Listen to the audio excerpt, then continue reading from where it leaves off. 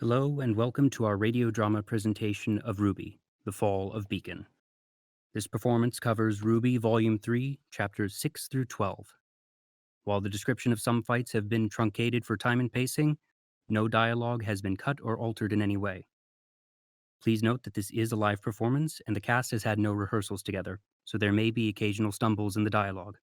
In addition, performers are playing multiple parts, so if you hear similarities between characters, that's probably why. We're expecting to have a lot of fun and hope you will too. And now, please enjoy RWBY, The Fall of Beacon. The last rays of twilight shine through the windows of Professor Ozpin's office as Pyrrha Nikos steps out of an elevator at the far end of the room. The headmaster sits behind his desk, while Crow Bronwyn stands against a nearby column. Well, it has come to no surprise that they've chosen you to move on to the final round of the tournament. Your performance was exemplary. Thank you, Professor Ozpin, but I would have never made it this far without my teammates. Personally, I think it's the other way around. I'm sorry, but I don't think we've been introduced. Name's Crow. Ro is a trusted colleague of Professor, if you don't mind me asking, why have you called me here? Please, take a seat. What is your favorite fairy tale? I'm sorry? Fairy tale. Stories from your childhood. Surely you must remember some of them.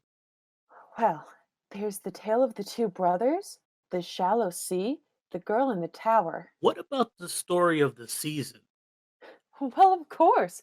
A callous old man who refuses to leave his home is visited by four traveling sisters. The first understands his reclusive nature and urges him to use his time in solitude to reflect and meditate. The second brings him fruits and flowers, tending to his crops and revitalizing his garden. The third warms the man's heart, convincing him to step outside and embrace the world around him. And the fourth and final sister begs him to look at all the powers so that they may continue to help. Oh, sorry. And begs him to look at all that he has and be thankful. In return for their kindness, the man grants the maidens incredible powers so that they may continue to help others all around the world. They graciously accept and promise to share their gifts with the people of Remnant till the end of days winter, spring, summer, and fall. The four maidens. My mother loves that story. Would you believe me if I told you that one's been around since I was a boy? You're not that old, Professor. Well, would you believe me if I told you it was true? I beg your pardon? What if I were to tell you that there were a form maiden existing in this world that could wield such tremendous power without dust, You mean like a semblance?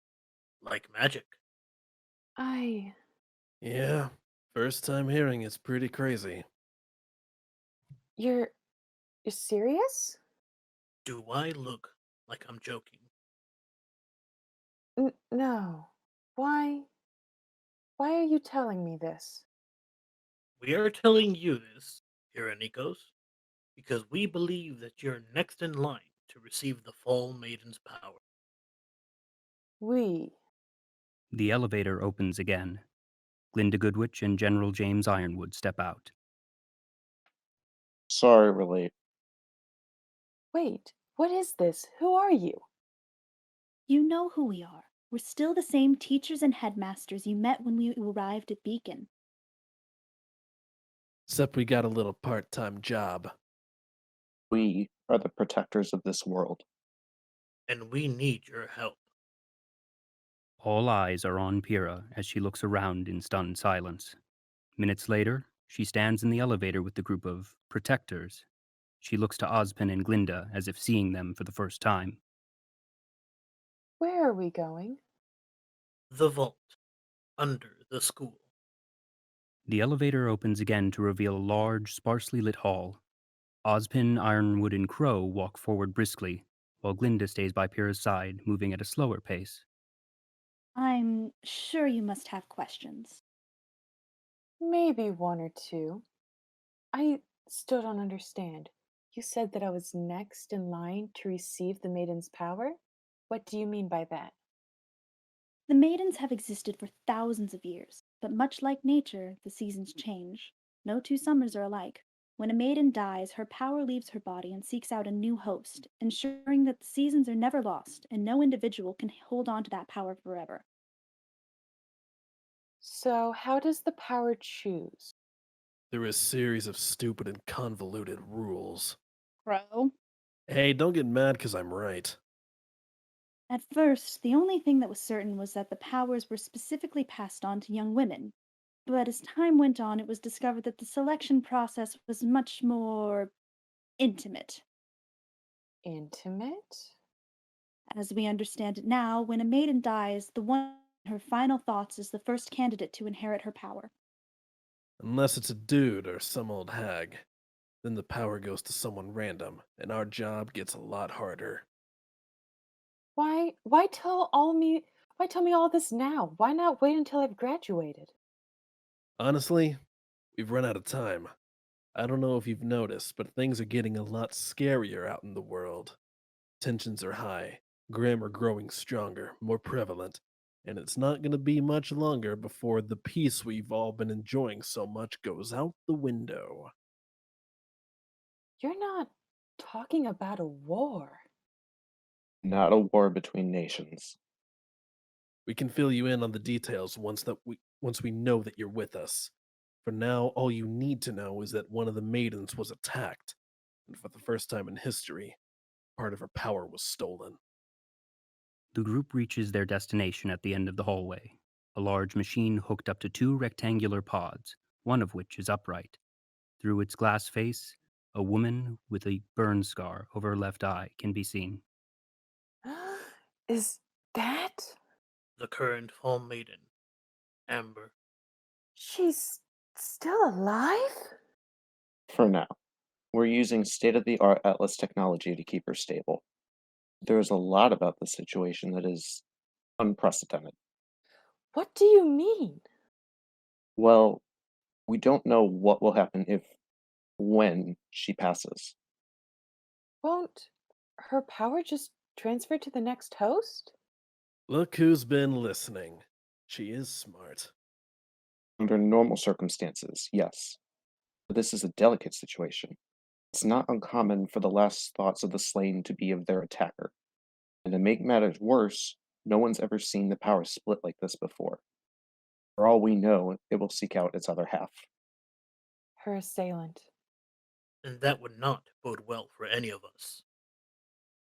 If all this is true, why keep it secret? If this girl is so important, if we're truly on the brink of war, why not tell everybody? From what we understand, it used to be common knowledge. Excuse me? How do you think legends and fairy tales get started? Even the craziest ones come from somewhere. Our group was founded in order to protect both mankind and the maidens. Those hungry for power hunted them with the hope of inheriting their strength. And as you can imagine, the ones that succeeded weren't exactly the kind of people you'd want to have unimaginable power.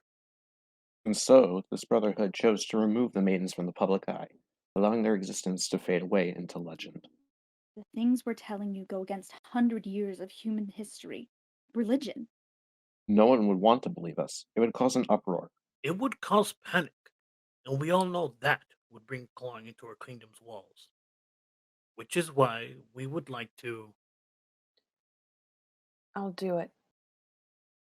If you believe that this will help humanity, then I will become your fall maiden. That's what you wanted, isn't it? It is, but I'm afraid it's not that simple. Given Amber's condition, you won't be able to inherit her power naturally. However, General Ironwood thinks he has a solution. For the past few years, Atlas has been studying aura from a more scientific standpoint, how it works, what it's made of, how it can be used. We've made significant strides. We believe we found a way to capture it. Capture it and cram it into something else. Or in your case, That's Classified. wrong. The feeling is mutual. But desperate times call for desperate measures. These are indeed desperate times. We can't transfer Amber's power to you, but we can give you what those powers are bound to. Her aura. Her life would become intertwined with yours. The question is, What's that gonna do to you? you have an important decision before you, Miss Nikos. There's no guarantee this transfer will work, and there's no telling if you'll be the same person if it does. I advise you to take time on this matter, but understand that before the Vital Festival is over, we will need your answer. Pyrrha silently places her hand on the glass, separating the maiden from her potential successor. As she looks at the dying girl's scarred face, she sees her own scared expression reflected back at her. The assailant that attacked the full maiden has made their first move, and there's no telling what their move will be. Later that evening, Cinder Fall sits among the cheering crowd in Amity Coliseum. Professor Port sits in the announcer's box along with Dr. Oobleck. And now for the moment you've all been waiting for, the one-on-one finals! At the center of the battlefield, Yang Xiaolong smirks confidently as the camera pans down the line of fighters, which include Sun Wukong, Penny Polendina, Mercury Black, and a troubled Pyrrha Nikos. Barty, why don't you explain the rules? It's quite simple, Peter. Instead of a bracket system, each round of the finals will be randomly determined immediately before the match takes place. And much like any good hunt, there will be zero time to prepare.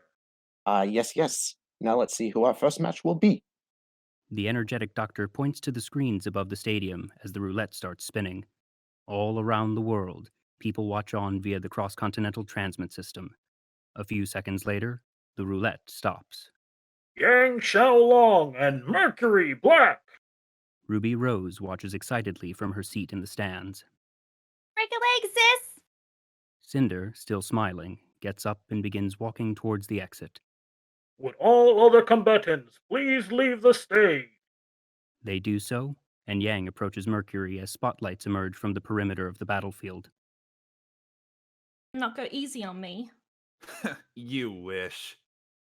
Both brawlers face the crowd one last time before slowly advancing on each other, arms raised defensively until their hands almost touch. 3, 2, 1, fight! Yang immediately throws a punch, and Mercury raises his foot to meet it, creating a shockwave that propels them both backward. He closes the distance quickly and aims at Yang's feet, but she leaps and fires a shot which he rotates to avoid. They exchange blows until Yang connects a solid punch on Mercury's chin, then his torso, knocking him down. As he tries to get up, Yang launches a flurry of blasts until he's knocked off the stage. Mercury saves himself by firing his boots downward as he would be landing out of bounds, flying up to the battlefield once more and landing directly in front of his enemy. He unleashes a rapid set of kicks that puts Yang on the defensive. She ducks under one, only to be knocked back by another. Mercury follows it up with a shot from his boots, and Yang avoids it, but doesn't notice that the blast hangs in the air behind her. Mercury begins kicking out in every direction, each strike into the air accompanied by a silvery blast. Yang dodges each one and closes in on her opponent through the circling barrage of shots. They brawl until she's kicked down, and the dozens of swirling shots converge on her. When the blasts stop raining down, Mercury grins and begins to dust himself off, but stops when the smoke behind him erupts into flames. He turns to see a red-eyed Yang slam her fists together before charging at him. Screaming, she lands a punch that sends him careening backward. She rushes up to him again, avoiding multiple kicks and even taking one with no effect to pound at him unrelentingly. With a final decisive hit to his stomach, Mercury's aura crackles. He lands on his back, and a buzzer sounds over the roar of the audience. What a way to kick off the finals! King Xiaolong wins. You did it, sis! Way to go, Yang! Yang wipes her brow and regards her opponent. Better luck next time. She begins walking towards the edge of the stage. There's not going to be a next time, Blondie. A sharp sound is heard, and Yang turns around just in time to see Mercury leaping forward, kicking at her. She scowls as she swings her fist and shoots at his leg before he can hit her. When she does so, there's the sound of something breaking. The audience gasps in shock, and Mercury reels back in pain. My word. Cut the camera.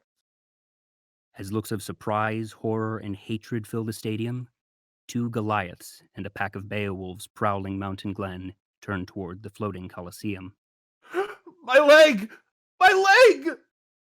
That's what you get, you little. Huh? She stops as a squad of Elysian night droids and 2 soldiers encircle her, their guns raised. Yang Xiaolong, stand down. Hi. Mercury! Emerald Sustrai rushes over to her partner's side. Why'd she do that? Why'd she attack me?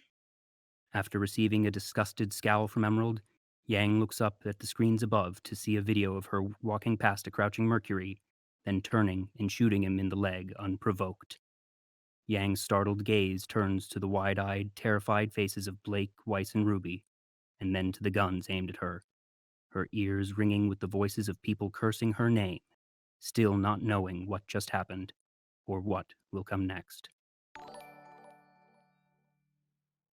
Voices echo through darkness. I want to be strong. A beautiful ring for a beautiful woman. I'm sorry. I want to be feared. What? The sound of running footsteps are heard. Impossible! What did... She went that way. I want to be powerful. Someone call the police! How'd she do that? Cinder Fall, sporting short hair, smirks. How did you do that? The person she's talking to in an abandoned alleyway cornered against a wall is Emerald, who has a ponytail and is wearing a different outfit than usual. She glares at Cinder, backing away slowly as she goes to grab her revolvers from their holsters. Don't. Unless, of course, you want them to hear you. Emerald loosens her grip as footsteps echo near the hallway. Aunt. I've already told you, and I don't like repeating myself. I didn't do anything. Just leave me alone. I know my fair share of liars and thieves. Stealing is an art of patience, coordination, and in a pinch, sleight of hand. But you didn't steal the ring in your pocket. You took it right before the jeweler's eyes, and he smiled. Who are you? Cinder keeps on smiling as the darkness and the voices return. Monstrous growling is heard. You will question everything you know. This is impossible. There is a sound of hissing smoke as the growling stops. I wish to take on an apprentice. He lives in the mountains with his son. Follow me, and you'll never be hungry again. You. The darkness lifts on the panting, bruised, bloodied face of Mercury. His knees are bandaged and stained with blood. The light of a burning fire dances behind him as he stands before a confident Cinder and a wary Emerald. What are you looking at? I'm looking for Marcus Black. Mercury spits blood on the ground as he gestures back at the burning house and the white-haired man laying face down beside him. There you go. Assassin? And you're his son. We saw your fight from the tree line. He's taught you well. Guess so. What's your name? Mercury. Mercury. Tell me, are you anything like your father? The scene fades to black as she smiles. So what's in it for me? We don't need him. Everything's going fine. A slap is heard. Do not mistake your place. My dad always said, if he needs to know a city, ask the rats. Well, hello, gorgeous. So, let me get this straight. Cinder stands in the center of a tent, with Emerald and Mercury kneeling behind her. 2 armed members of the White Fang and the lieutenant stand nearby as Adam Taurus steps forward. You could have gone to anyone for help. You could have made a deal with a gang leader, paid off some huntsmen that have strayed from their righteous path. But instead, You choose to seek an audience with me. You're the one we need. Your skill, your ability to lead those beneath you. You're an exceptionally valuable man, Adam. And we've put a lot of thought into. Then you're clearly not thinking straight. If you truly understood me, you would know coming here was a mistake. The White Fang is not an organization for hire. We're a force of revolution. I believe our plan will be beneficial for all parties involved. I have an associate in Vale. He and I are working on a revolution of our own. But we can't do it without your forces. We need. What you need is to leave. Adam holds up his sheathed sword. You're asking my men to die for your cause. A human cause. That is not an idea I am willing to entertain. He places a hand threateningly on the sword's grip. Cinder scowls at him, but bows. Very well. As the three exit the tent and walk into the nearby woods, Adam steps out of the tent and someone walks up behind him. What was that about? Nothing. We need to finish preparing. The train will be here at dawn. Blake follows her mentor as the scene fades. So now what? There's another task we must attend to. Me, I'm looking for a friend of mine. Yes. Yeah. She was here just yesterday. Remember the plan, exactly as discussed. Not a foot out of place. An overcast sky looms above the outskirts of a forest. A white horse trots slowly down the dirt path that extends from the trees, carrying a rider wearing a green cloak with a raised hood and gold armor. The rider stops her steed when she sees a young, green-haired girl crying, curled up next to a felled bike. A fully grown emerald stands nearby as the rider dismounts her steed and approaches the child that isn't actually there. The illusory girl flinches as the woman reaches into her cloak and pulls out an apple. Emerald stands mere feet from the oblivious heroine, grabbing her weapons and sliding a foot back as she prepares to strike.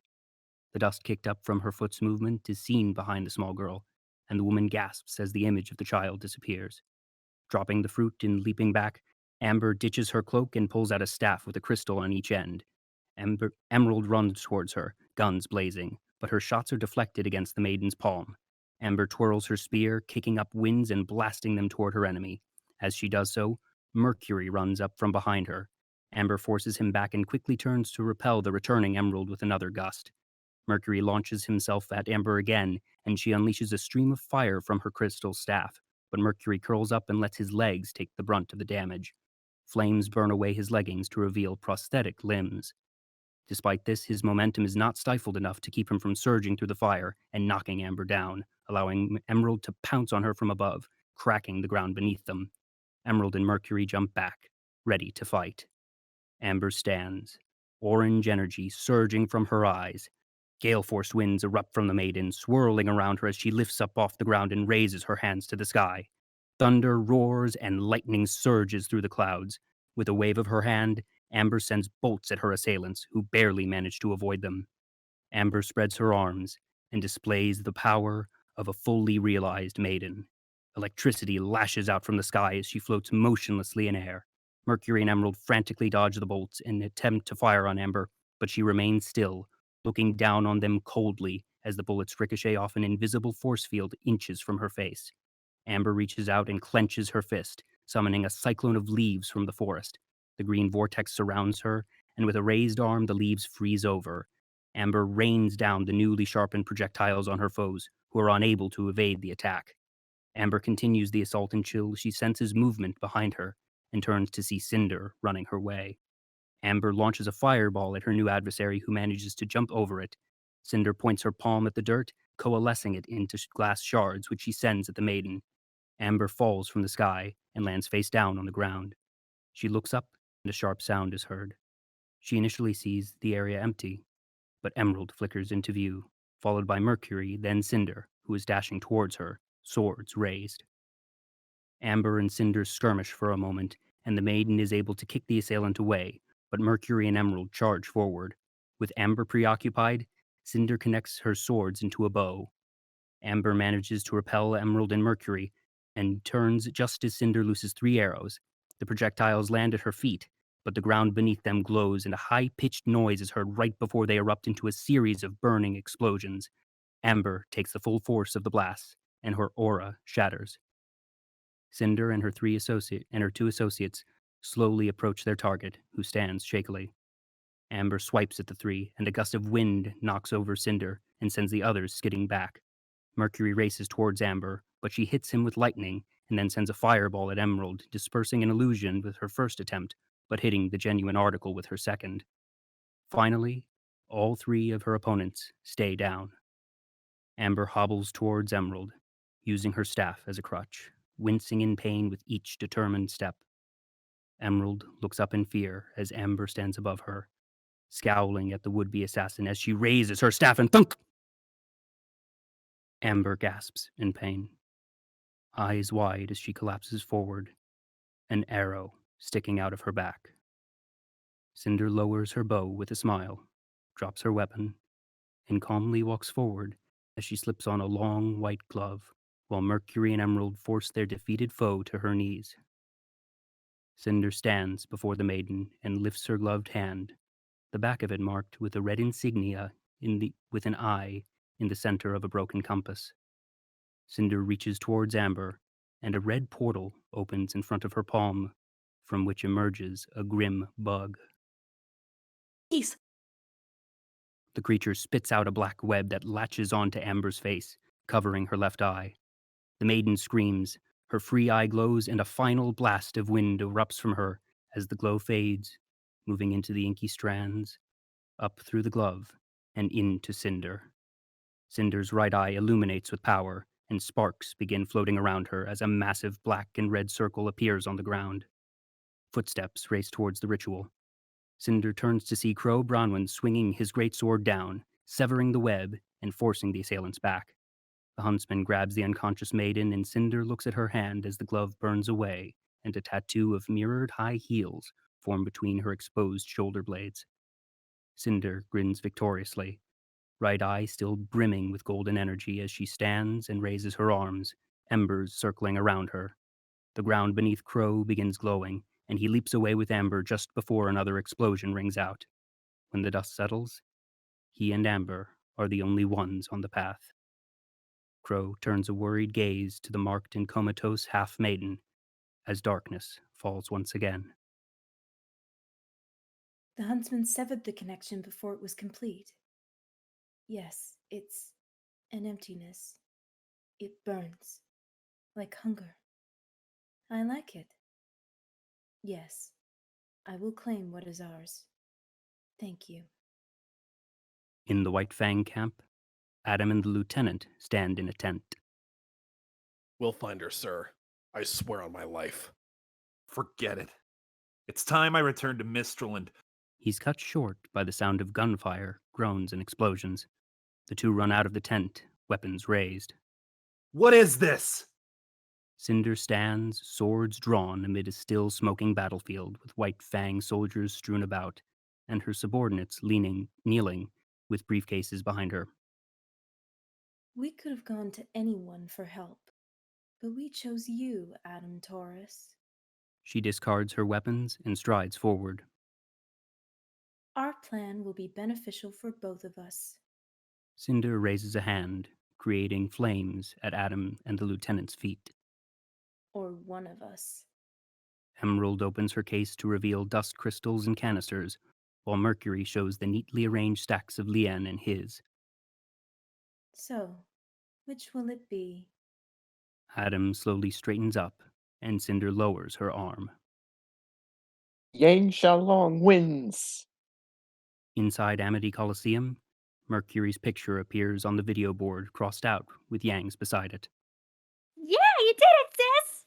There's not going to be a next time, Blondie. Yang Xiaolong, stand down! My leg! My leg! Mercury cradles his injured limb, Emerald kneeling beside him, and Yang in the center of a ring of security guards with rifles aimed at her.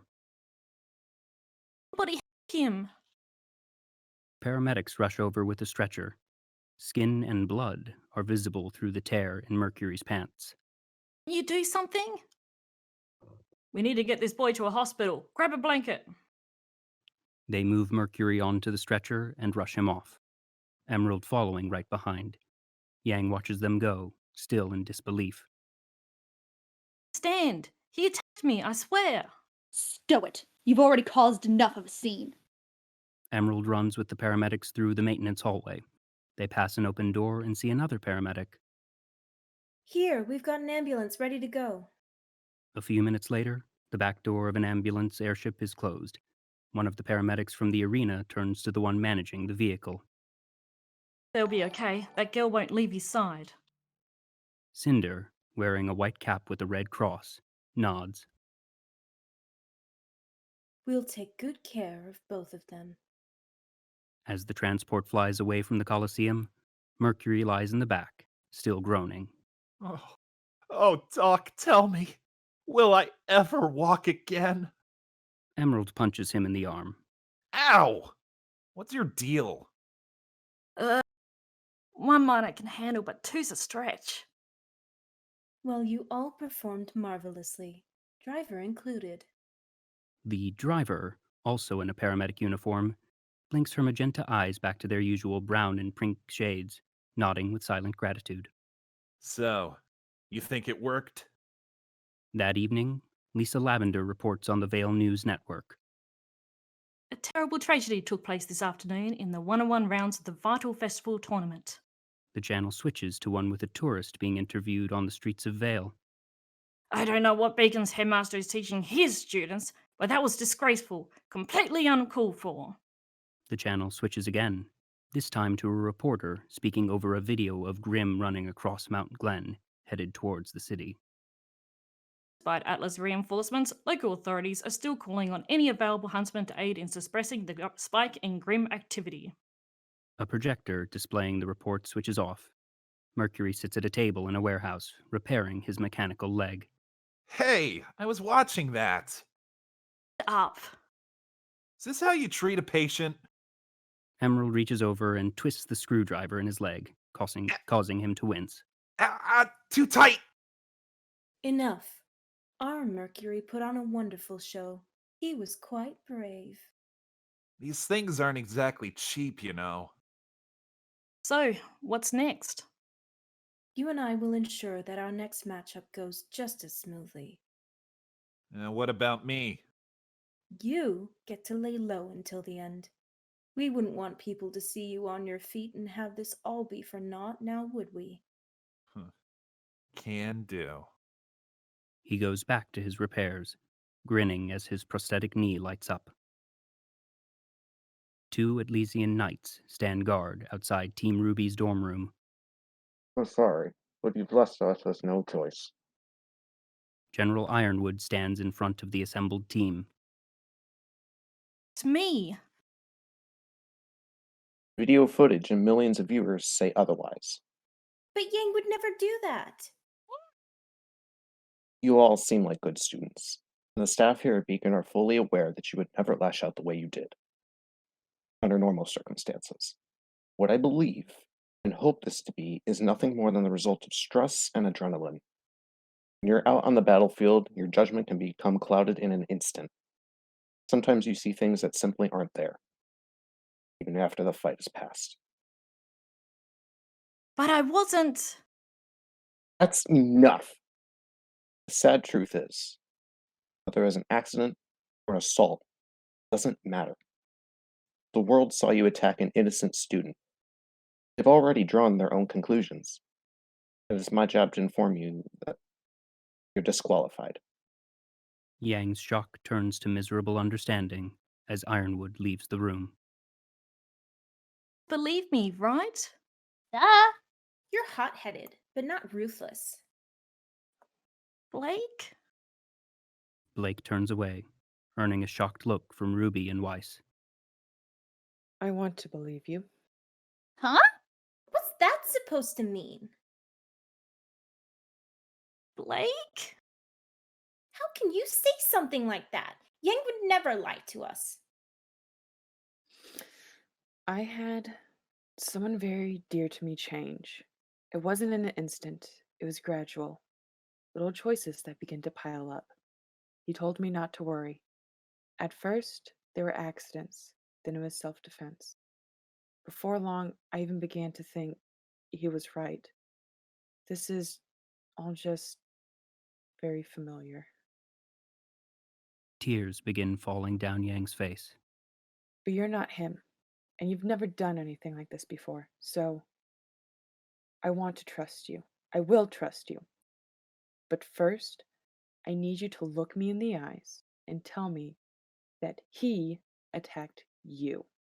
I need you to promise me that you regret having to do what you did. Saw him attack me, so I attacked back. Okay. Thank you. I think I'm gonna rest up. Blake stands with Weiss and Ruby, and the three smile comfortingly at their friend. We'll get out of your hair. They move into the hall, and Ruby shuts the door behind them. This is a mess. The door across the hall opens, and Team Juniper peers out, their faces painted with concern. Is she doing okay? She's doing the best she can.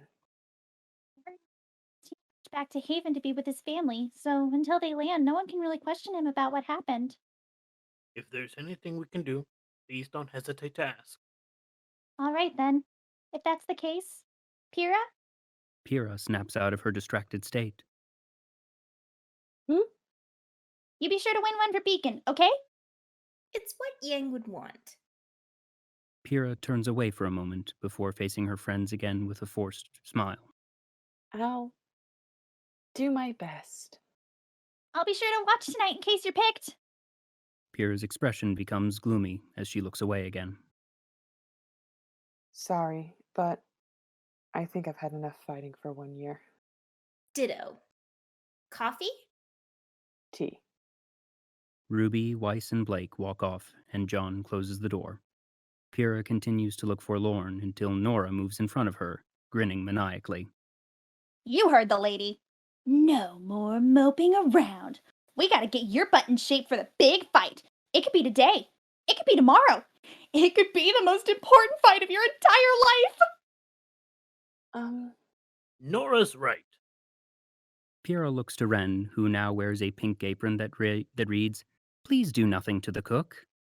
You can't let your concern for Yang hold you back. You need to focus. You'll be defending the honor of Beacon Academy. Of course Ren cuts her off and holds out a glass filled with green liquid. This blend of herb and vegetables is filled with nutrients vital to your body well-being. Oh, that's... Please, there's no need to thank me. Thank you. It's like slime from the bottom of a lake bed. Algae contains numerous spectacular properties. See for yourself. Nora sips it, and her face immediately turns a similar sickly green. She rushes over to a wastebasket and dunks her head into it. You're Ugh. Me? You're the one that wasted perfectly good juice. We're supposed to help Pyrrha, not poison her. There was absolutely nothing wrong with that. If it looks the same coming up as it does going down, then there's something wrong. Nora and Ren don't notice Pyrrha's smile fade, but their leader does. Jean moves to the squabbling duo and places a hand on their shoulders. Hey, how about we all get some fresh air? Pyrrha looks up at Jean, who grins at her. Yang, still in her dorm, sits on Blake's bed, looking out the window as the members of Team Juniper walk outside. Meanwhile, Crow has appeared in the room behind Yang. Hey there, firecracker. Yang isn't surprised enough to turn around. Hey, Crow. So, why'd you do it? You know why. All I know is that you attacked a helpless kid. So either you're lying or you're crazy. I'm not lying. Crazy. Got it. Who knows? Maybe I am. And here I thought your dark-haired friend was the emo one. I saw my mum. She notices Crow furrowing his brow out of the corner of her eye. I was in a lot of trouble. Took a pretty hard hit.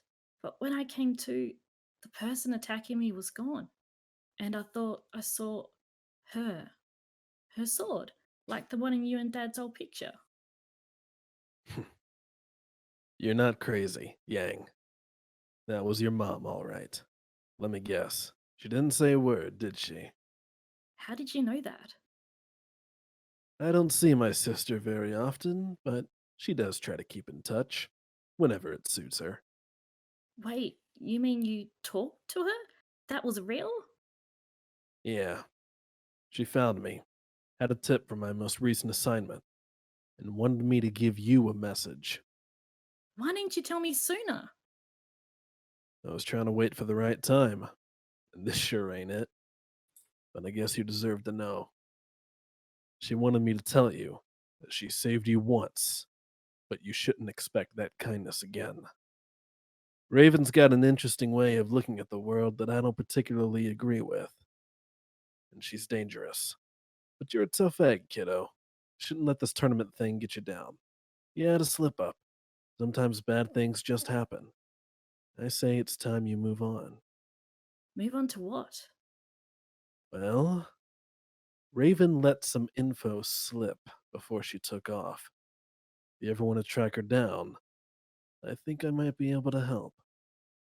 Yang looks at him with her full attention. In the twilight, Pyrrha sits alone outside the dining hall. She sees the wind blow a single orange leaf onto the cobblestones at her feet, and she looks at the fall colors with intense grief as she envisions the comatose amber. Hey, Pyrrha snaps out of her stupor and looks up to see a smiling Jean holding a cone of cotton candy. it's no green goop, but I think it might still do some good. Um, right. Thank you, Jean. Jean's grin fades as he sees her still tormented face, and looks to the far end of the building as Nora and Ren come around the corner, the latter carrying cotton candy, popcorn, and a drink. Nora takes one glance at her friends and quickly reverses course. I'll win you another stuffed animal. Nora drags Ren away. Jean takes a seat next to Pyrrha. You were the first person to ever believe in me. You know that? Even when I told my parents I was going to Beacon, they told me not to worry if I ended up having to move back home. How depressing is that? I'm sure they didn't mean. Pyrrha's sorrow becomes surprise. Her eyes widen, and she drops the fluffy snack on the ground as she feels Jean place his hand on hers. I guess I'm just trying to say that you've always been there for me, even when I didn't deserve it.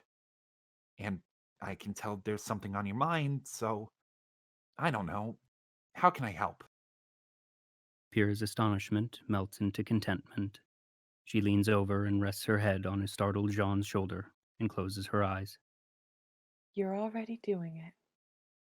Jean quickly matches Pyrrha's smile with his own, and the two are silent for a long moment. But as an additional autumn leaf joins the first, Pyrrha sits up, her expression darkening once more. Jean, Huh? I don't know what to do. What do you mean? Do you believe in destiny? Um I don't know. I guess that depends on how you view it. A soft wind blows the two leaves away. When I think of destiny, I don't think of a predetermined fate you can't escape, but rather some sort of final goal, something you work towards your entire life. Okay. Yeah. I can see that. Sure. Well, what would you do if something came along that you never expected? Something that had the potential to stand between you and your destiny? Like what? Or what if you could suddenly fulfill your destiny in an instant, but at the cost of who you were? Kira, you're not making any sense. Jean leans toward Pyrrha and attempts to place his hand on her shoulder, but she stands and moves away, wrapping her arms around herself. None of it makes sense. This isn't how things were supposed to happen. Jean stands as well. I'm sorry. Please, I'm just trying to understand what's wrong. I've I've always felt as though I was destined to become a huntress, to protect the world, and It's becoming increasingly clear to me that my feelings were right, but I don't know if I can do it. Of course you can. The Pyrrha I know would never back down from a challenge. And if you really believe it's your destiny to save the world, you can't let anything stand in your way. Pyrrha looks shattered. She covers her mouth and begins to cry. Pyrrha? Stop. Did I say something wrong? Stop! She holds out her hand, black energy surrounding it as she unintentionally activates her semblance, pushing Jean's armor and its wearer into the wall. Pyrrha opens her eyes and realizes what she's done. Sean! She lowers her hand and lets him fall to the ground as tears stream down her face. I'm sorry. Pyrrha, wait! His outstretched arm does nothing to stop her from running away. What did I say? At the edge of Beacon's campus, Ruby joins a line of people waiting to get in a transport up to the floating arena. She turns to see Sun Wukong walking nearby, and a familiar rabbit fawn is snapping photos of him. Ruby steps out of line and approaches Velvet Scarlatina, who continues taking pictures until she notices who's behind her. Ruby, how's it going? What are you up to?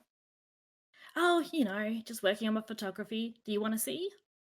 Velvet shows her camera to Ruby.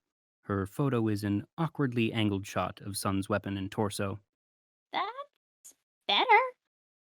I'm sorry to hear about your sister. Is she doing okay? Yeah, she's fine. Thanks. I think it's just awful what people are saying about her. You ain't such a nice person. Well, I'm glad someone thinks so. Most people don't know what it's like on the battlefield. I mean, even experienced fighters can get scared and start seeing things. If it happened to Coco, it can happen to anyone. Coco? Yeah, she saw Yatsu with her in the forest during the fight with Emerald and Mercury, but he never made it out of the geyser fields. Stress-induced hallucinations, apparently. Yeah. Ruby turns away in thought, but looks back at Velvet after a flash startles her. Velvet lowers her camera, smiling apologetically. Oh, sorry. Later, in the Coliseum, Ruby takes her seat in the stands. She smiles and scans the crowd until she notices a familiar face on the opposite side of the arena. Well, it's here? Emerald leans forward, spotting Ruby, who stands with a worried expression and runs into a maintenance tunnel. As she walks down the hall, the announcers' voices can be heard through the walls. All right, it's now time to begin the randomization process for our next fight. Meanwhile, in the headmaster's office, Professor Ozpin pours himself coffee as he watches the tournament coverage. As the sound of the roulette reverberates through the maintenance hall, Ruby stops in her tracks at the sight of another unexpected friend stepping out from a nearby room. Mercury? It looks like our first contender is Penny Polendina from Atlas, What are you doing? and her opponent will be Pyrrha Nichols of Beacon. Ruby looks down in thought for a moment before her eyes go wide as she realizes the hazardous combination at play. Oh, Ooh, polarity versus metal. Oh, that could be bad. Ruby glares at Mercury and reaches back to grab Crescent Rose, only to remember she doesn't have it on her. Mercury grins maliciously and takes a fighting stance. Outside the arena, the center lifts up into the air. An oblivious Penny grins wildly as Nora cheers from the stands, even getting Ren to let out a half-hearted yay. Pyrrha, face and body still racked with sadness, looks to the ground as the stage reaches its apex. Penny politely salutes her opponent. Salutations, Pyrrha Nikos. It's an honor to finally meet you. This is going to be so much fun. In the hall, Ruby continues staring at Mercury in confusion. Mercury, what are you doing? You were hurt. Why? What's going on? No answer. Fine. If you're not going to tell me. She attempts to move around him, but he blocks her path. Oobleck's voice booms through the arena. Fighters, are you ready? Penny beams with excitement and Pyrrha finally manages to focus on her opponent.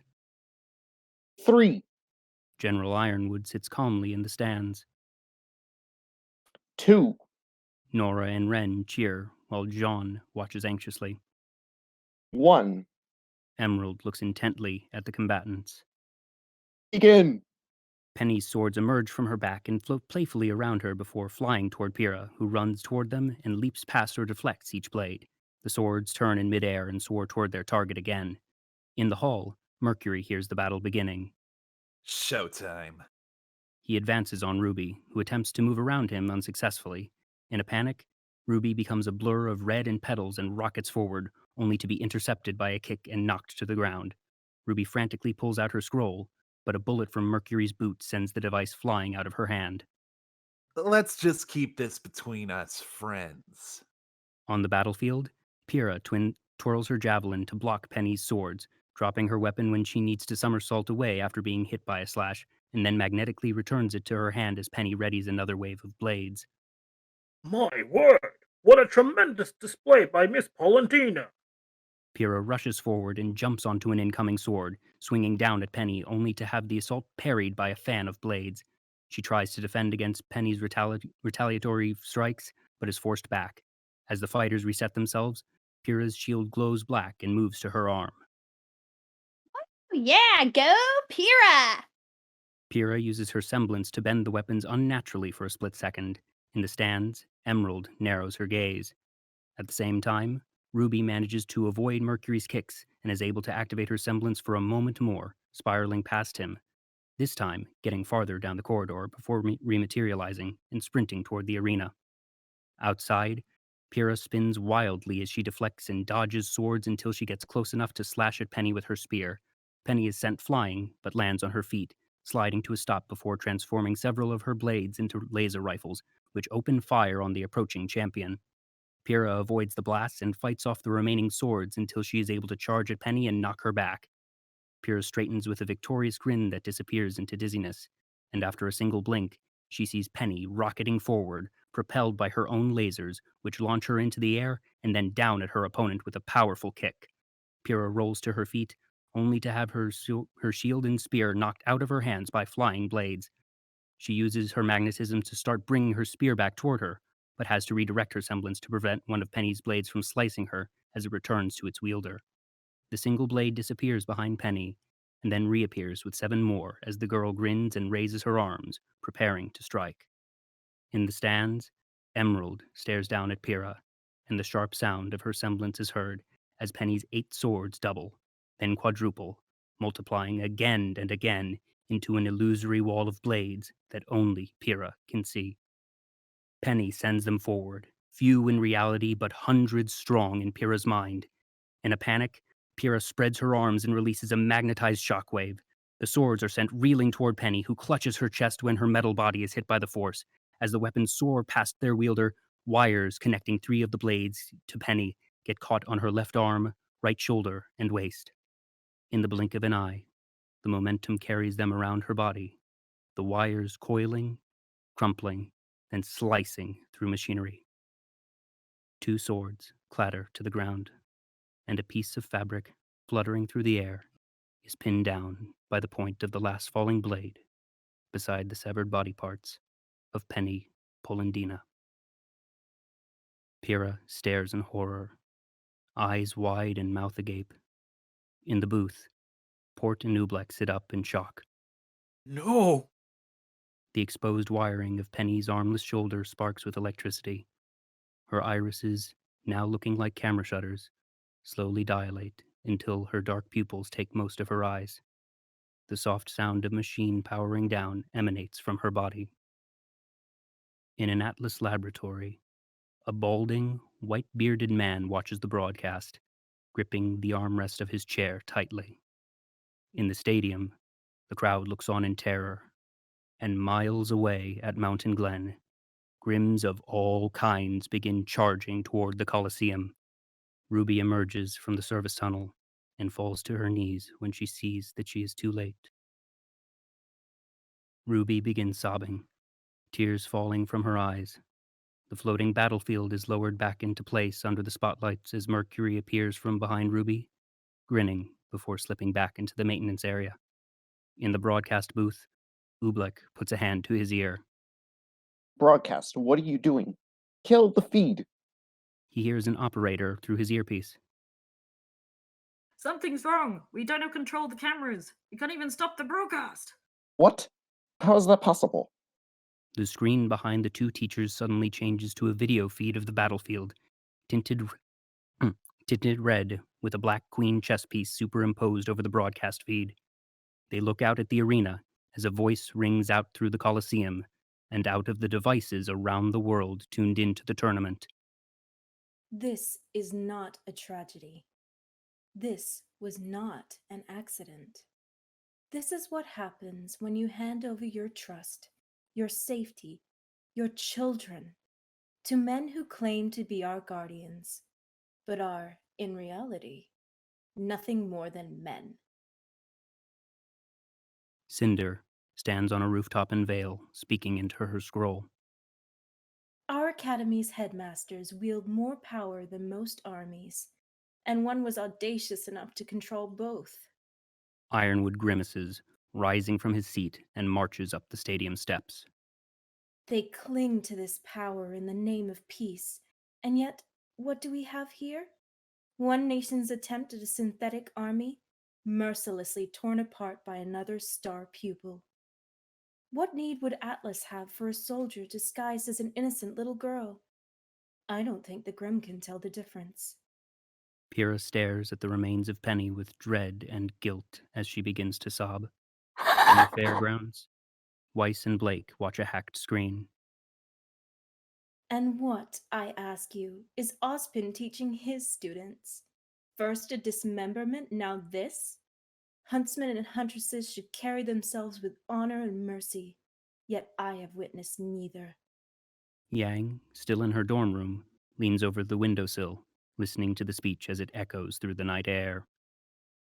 Perhaps Ozpin felt as though defeating Atlas in the tournament would help people forget his colossal failure to protect Vale when the Grimm invaded its streets.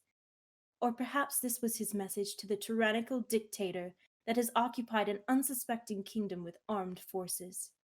Honestly, I haven't the slightest clue as to who is right and who is wrong. But I know the existence of peace is fragile, and the leaders of our kingdoms conduct their business with iron gloves. Ozpin watches the screen in his office intensely. Amid the shocked silence in the Colosseum, no one notices Emerald exit the stadium. As someone who hails from Mistral, I can assure you the situation there is equally undesirable. Our kingdoms are on the brink of war, yet we, the citizens, are left in the dark. Two soldiers patrolling the outskirts of Vale watch the message on their scrolls, not noticing the wave of Grimm coming out of the mist-shrouded tree line until they hear growling. Both turn and open fire, shooting a few down, but many more rush past them. So I ask you, when the first shots are fired, who do you think you can trust? In the Colosseum, the screens cut from red and black to complete static. In the broadcast booth, Oobleck and Port scramble about. Feeds are all jammed. We can't get a message out. Will somebody please tell me what in the world is going on? His question is answered by the sound of an alarm wailing through the Colosseum. Alert! Incoming Grimm attack. Threat level 9. Please seek shelter in a calm and orderly manner. The crowd erupts into chaos, and people begin fleeing the stands. A moment later, Ironwood barges into the announcer's box and grabs the microphone. Ladies and gentlemen, please. There's no need for panic. As if in defiance of his words, a giant Nevermore appears atop the arena's domed force field, screeching as it claws and pecks at the barrier. Sun, standing beside Coco, Adele, Ren, and Nora, look up at the monster. A Nevermore? How did it get past the kingdom's defenses? It wasn't alone. In the headmaster's office, Ozpin grips his cane, watching as his city comes under siege. The elevator at the far end of the room opens, and Crow and Glinda run out of it. Oz, Get to the city. but Now! Crow and Glinda exchange a look before going back the way they came. Meanwhile, The abandoned streets of Mountain Glen rumble as every monster lurking there, from Beowulfs to Borbatusks, Ursai to Nevermores, and even the lumbering Goliath rush forward. Back at the Colosseum, Ironwood answers his scroll while watching the Nevermore attack the force field. Ozpin, the girl, I can explain. You brought your army to my kingdom, James. Use it. Ironwood's concern turns to determination. Above the city, his fleet is being attacked by Nevermores, though to minimal effect. Inside one of the largest battleships, a captain picks up a communicator as soldiers frantically type into consoles around them. Damn it. This is Blue 4. Blues 2 and 3, fall into defensive position. Roger, roger. Blue 3 in position. Blue 2, what's your status? Blue 2, come in! Someone answer me, damn it! On the bridge of Blue 2, soldiers are down, computers are wrecked, and a pair of boots quietly walks through the carnage. Dressed in an Atlas uniform, holding an umbrella in one hand and a cane with a feathered hat on top in the other, Neapolitan opens the door of a prison cell with a devious grin. Well, it's about time. Roman Torchwick leans out from the shadows of the cell. Soon after, a massive battleship turns towards its allies and fires at the engines of the airship closest to it. We're hit! What's going? Before he can finish speaking, the flaming ship crashes into another, and both are sent tumbling toward the waters below. Roman sits at the controls of Blue 2, with Neo by his side. It is to be back. At Beacon's cliffside airfield, 3 smaller airships arrive. The one in the middle, opens its hatch to reveal 4 members of the White Fang and their leader. Bring them to their knees.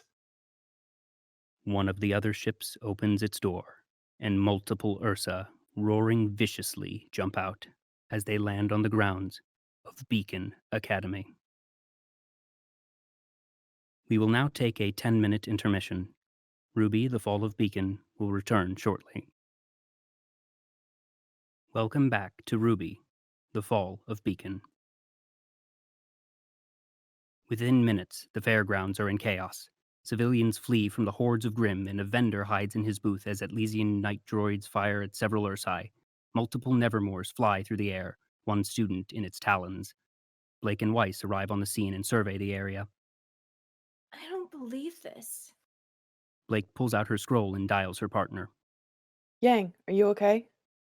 Yang answers while running through the dorm hallway with Zwei. I'm fine. Is Ruby with you? She's not answering her scroll. No, she isn't. Yang stops in her tracks. Yang, I'm sure she's fine. She's our leader. She can take care of herself. Right. Yang continues toward the dorm exit as Weiss looks to Blake. This can't be happening. Penny. I'm heading to the docks near the courtyard. The White Fang are releasing Grimm into the school. The White Fang is here?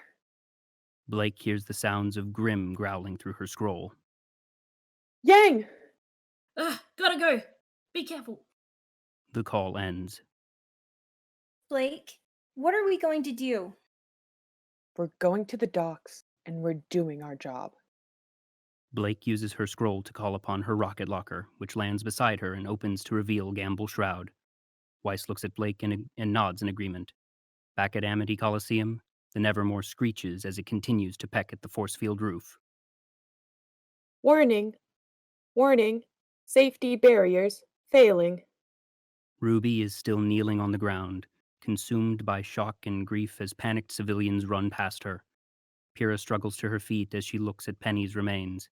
In the stands, Jean calls out to her, Nora and Ren standing beside him. Pyrrha! Pyrrha, that thing's going to break in! You gotta move! The force field roof begins to blink, and the Nevermore rises into the air as Jean leaps down from the stands and sprints towards Pyrrha. The Nevermore dives. John! Pyrrha, please snap out of it! The Nevermore crashes through the holographic barrier, the force of it landing on the floor, knocking Jean, Pyrrha, and the pieces of Penny back. The massive Grimm shrieks as it lunges towards Pyrrha, but it's halted by by a red blur that sinks one of Penny's swords into it before jumping down and landing beside Pyrrha. Ruby? Ruby points Penny's sword at the Grim, an uncharacteristically furious expression on her face. Leave her alone! The Nevermore flies up and circles the area before swooping down again. Ruby holds Penny's sword defensively as thunk, thunk, thunk, thunk, thunk, thunk, thunk. The Nevermore is pinned down by a barrage of rocket lockers and screeches out in pain as it skids to a halt in front of Ruby and loses consciousness. The lockers open up, revealing the weapons of various students, including John's Crochet Moors, Ren's Stormflower, and Nora's Magenhild. The three of them, along with Sun, Neptune Vasilis, Scarlet David, Sage Ayana, the members of Teen Coffee, Team Auburn, as well as Flint Cole and Neon Cat of Team Funky, all retrieve their weapons, looking to Ruby and Pyrrha resolutely. The students are thrown off balance when the Nevermore wakes up and tries to get to its feet. Ren leaps up into the air and uses the blades of his weapon to slash at the Nevermore's eye. Arslan Atlan uses her rope dart to swing down, grabbing the towering Yatsuhashi Daichi from the ground, carrying him upward. Sage also leaps up into the air, and Nora runs up to the Nevermore's head, hitting it with Magenhild in its hammer form. When Arslan reaches the apex of her jump, she lets go of Yatsuhashi, who is then joined by Sage. The two broadsword wielders slash down, decapitating the Nevermore. As Arslan lands back on the ground next to her teammates, Ruby looks over to Pyrrha. Ruby, Pyrrha holds a piece of torn cloth from Ruby's outfit as tears roll down her face. I'm so sorry. Too. But it wasn't your fault. She's right. Jean walks over to Pyrrha, her javelin and sword and shield in his hands. Whoever was on the microphone, they're the ones that did this. And we have to make sure that they don't take anyone else. Pyrrha stands and takes her weapons from Jean, and the two of them exchange determined expressions. They then look over to Ruby, who smiles at the impressive assembly of students. Their moment is cut short when they notice multiple hippogriff-like Grim landing on top of the Colosseum and then flying down towards them. Griffins.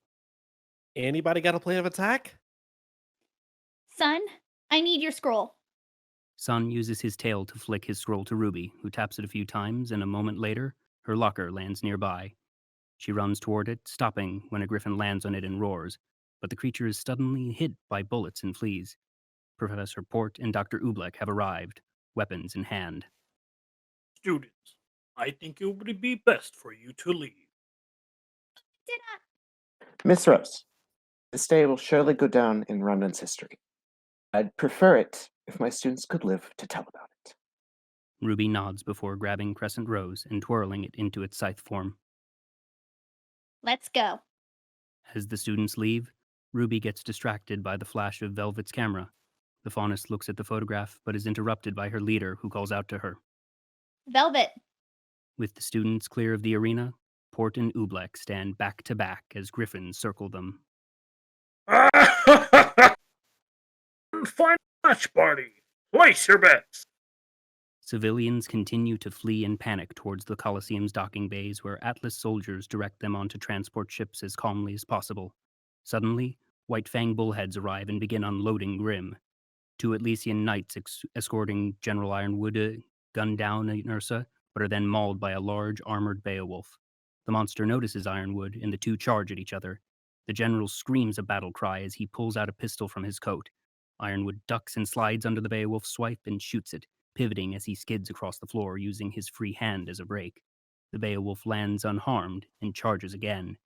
Ironwood fires his revolver 3 times before ducking under another attack. The Beowulf swings at him again with its left claw, but Ironwood effortlessly stops it with his gloved right hand. The general fires at the Beowulf's feet, the explosion sending it airborne. Still holding the Grim's claw, Ironwood swings the beast to the ground using brute strength alone. He then lifts up the Beowulf's head, puts his revolver to its skull, and shoots it. As the Grim's body dissipates, the students run out of a nearby arena tunnel. What's going on? Grim are crawling all over the city. The White Fangs invaded Beacon, and to make matters worse, some vagabond has seized one of my ships. Till we regain command, the skies are out of our control, so I'm Ironwood pauses and calmly shoots a Grim advancing on the group from behind. Going to take it back. What should we do? You have two choices. Defend your kingdom and your school, save yourselves.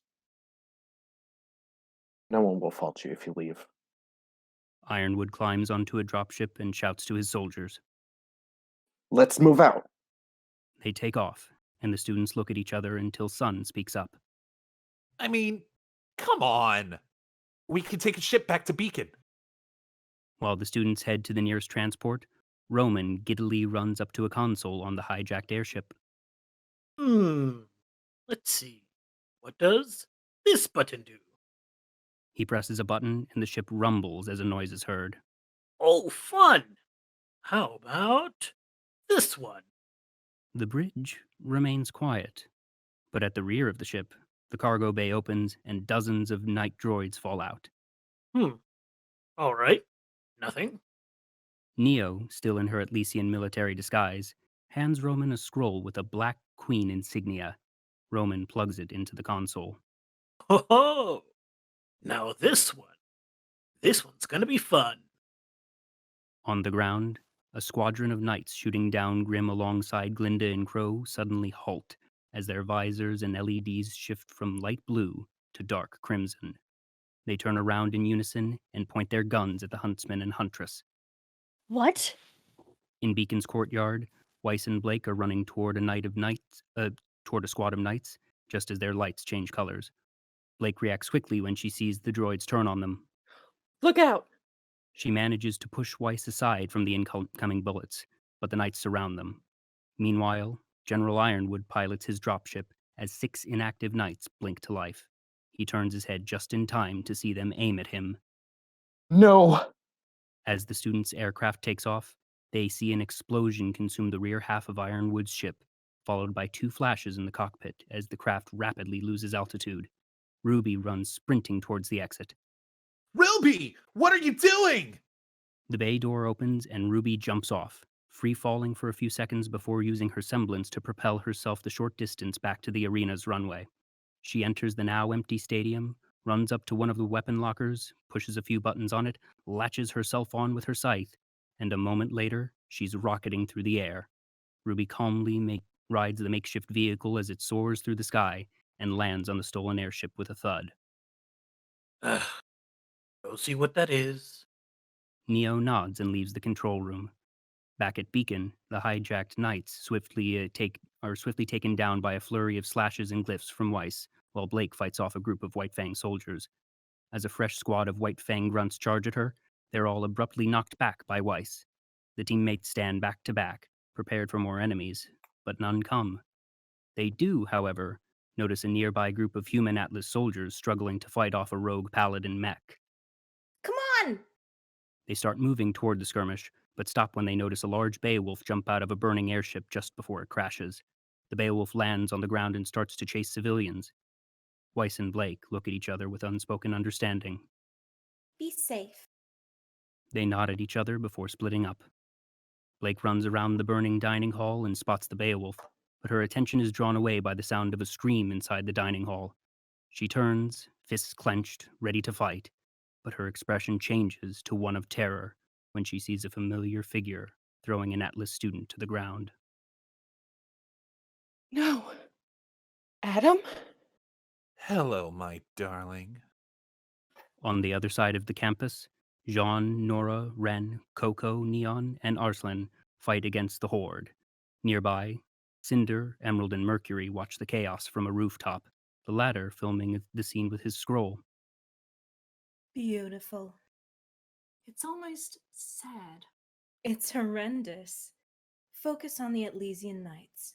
Oh, I'm getting all of it. Good.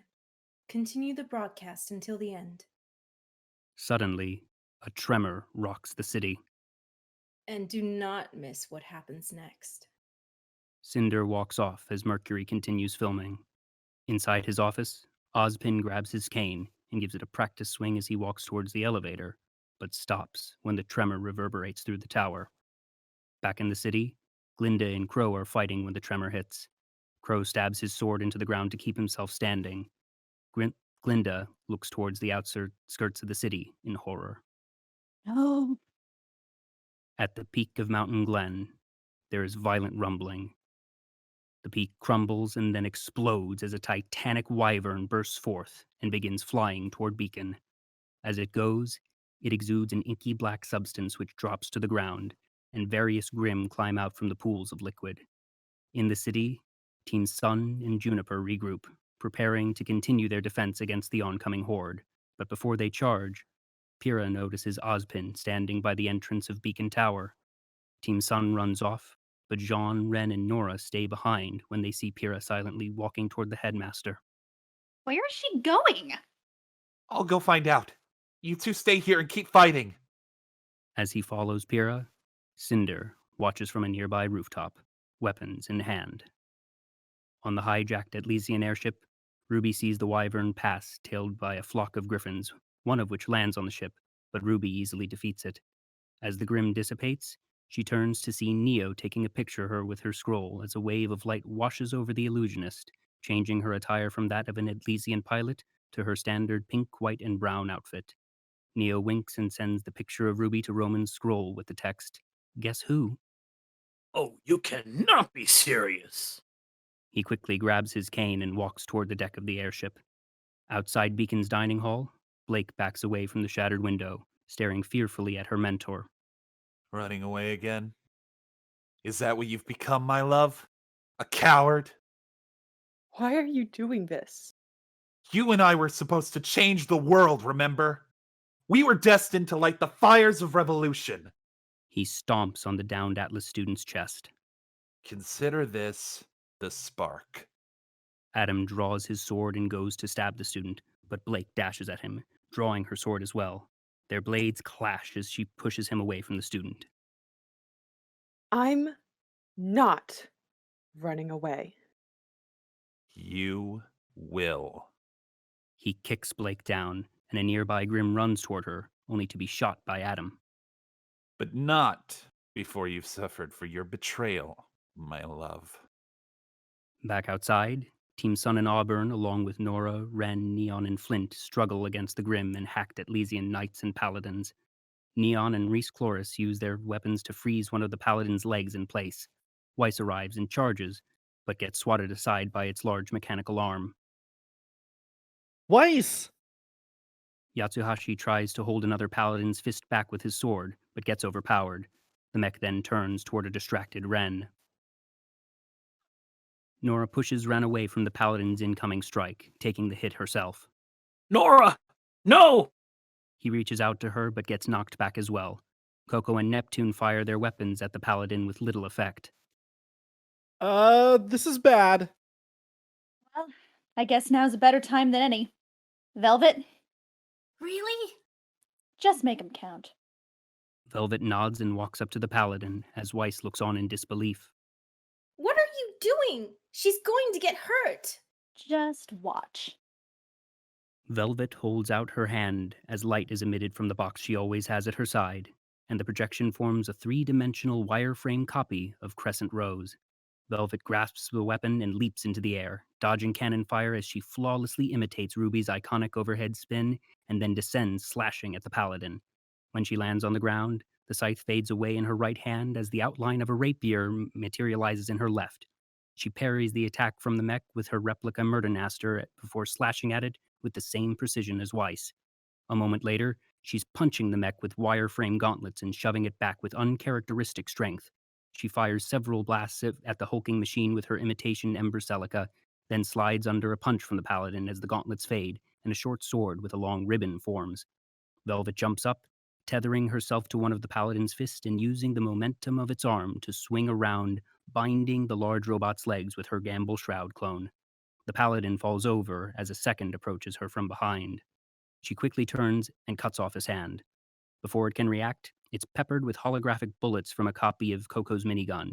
It throws a punch, but is parried by Sun's bowstaff, then whacked with Nora's Magenhild in its hammer form so hard that its arm falls off. The first paladin attempts to recover, but Velvet spreads her arms, and a holographic backpack materializes on her. 10 swords emerge from it, and with an intense expression, Velvet deftly maneuvers the blades of Penny's floating array, cutting the legs off the second paladin and then transforming the swords into laser rifles, which he uses to finish it off just before she's sucker punched by the other mech and sent flying across the courtyard. Ah! Velvet! Coco unloads her minigun on the paladin, but the bullets simply ricochet off its armor. Others rush to her side and add their own firepower, but the barrage still isn't enough to keep it from moving toward the unconscious Velvet. Weiss watches on with distraught expression, which suddenly turns to one of fury. She sprints past the firing line of her peers towards Velvet, and as she runs, a massive white glyph appears behind her. She looks over her shoulder in shock as her legs continue carrying her toward her friend. The paladin lifts up its robotic arm as Weiss moves between Velvet and the machine. She lifts her rapier defensively and closes her eyes. Thud! Weiss opens her eyes and sees a gigantic, glowing white arm holding a broadsword several times her size, blocking the paladin's fist above her head. The ethereal limb redirects the paladin's fist to the ground, then cuts the mech in half with a single swing. Weiss's face is painted with complex emotions as she looks up at what she has summoned. Click! She's broken out of her daze by the flash of a camera, held by a smiling Velvet.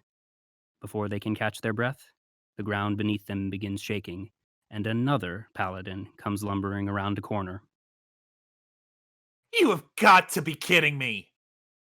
Back on the airship, Ruby swings her scythe at Neo, but is unable to land a hit despite several attempts.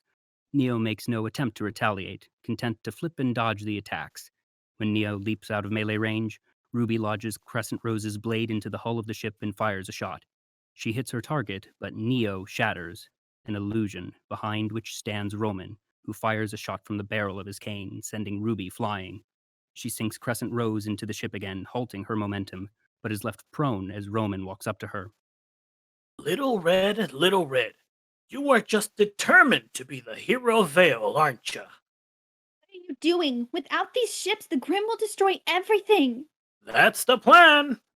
Roman points the barrel of his cane at Ruby, but she takes a hand off her scythe and swats the cane aside just as he attempts to fire at her, knocking him off balance. Neo returns and lands several kicks that send Ruby to the edge of the airship. But why? What do you get out of it? You're asking the wrong questions, Red. It's not what I have to gain. It's that I can't afford to lose. Ruby sprints at Roman, but Neo vaults over his shoulder and kicks her away. Ruby goes to retaliate, but Neo hooks the handle of her parasol around the grip of Crescent Rose and slides under her foe, using the momentum to yank Ruby's weapon out of her hand before kicking Ruby in the back. Roman slams the barrel of Melodic Cudgel to the ground and fires, causing the cane to ricochet and hit Ruby before catching it and firing the weapon over his shoulder once more. The blast sends Ruby careening. She's able to grab the handle of her scythe as she soars past it and drags its blade through the metal exterior of the ship. When she finally stops, she's hanging over the edge of the ship's deck, the embedded blade of her scythe, the only thing preventing her from falling. I may be a gambling man, but even I know there's some bets you just don't take. Neo extends a hidden blade from the tip of her parasol and points it at Ruby. As Roman continues, Ruby notices a button on the parasol's handle. Like it or not, the people that hired me are going to change the world. You can't stop them. I can't stop them. You know the old saying, if you can't beat 'em. Ruby lunges up and hits the button, opening the parasol. Neo is barely able to let out a gasp before she is sent flying. Neo! Neo floats away, left at the mercy of the raging winds and the Grim roaming the skies while Ruby climbs back onto the ship. I don't care what you say. We will stop them, and I will stop you. Bet on that! Ruby charges, petals scattering behind her as she runs. Roman fires angrily, catches the projectile with the hook of his cane, and hurls it at Ruby, knocking her away. As she stands, Roman is already upon her. He swipes his cane upward, throwing her airborne, then rams the barrel of his weapon into her stomach before firing another shot, sending her skidding across the deck. You got spirit, Red, but this is the real world. He whacks Ruby with his cane, keeping her down. The real world is cold. Another hit, this time on Ruby's legs. The real world doesn't care about spirit. He raises his cane again, but Ruby kicks him in the knee. He winces and jumps back a few feet as she stands. You want to be a hero? Then play the part and die like every other huntsman in history! He swings his cane like a bat, hitting Ruby in the face and knocking her over once more. Roman stands above Ruby, going in for the kill. As for me, I will do what I do best. Lie, steal, cheat, and survive! Chomp!